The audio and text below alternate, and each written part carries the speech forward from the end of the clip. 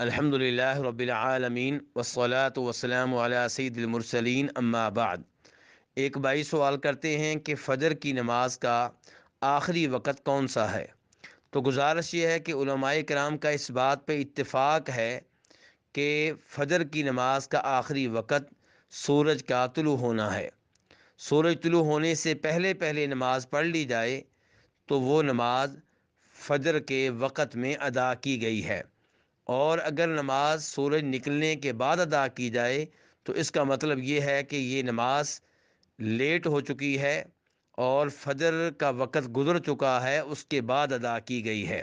تو ایسا آدمی اگر جان بوجھ کر ایسا کرتا ہے تو وہ گنہگار ہوگا۔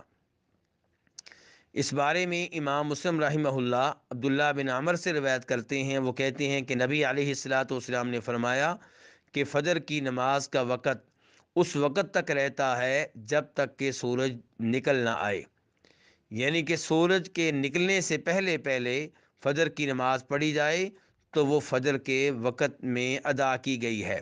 لیکن یہ معلوم ہونا چاہیے کہ مردوں پہ واجب ہے کہ وہ فجر کی نماز جماعت کے ساتھ مسجد میں ادا کریں۔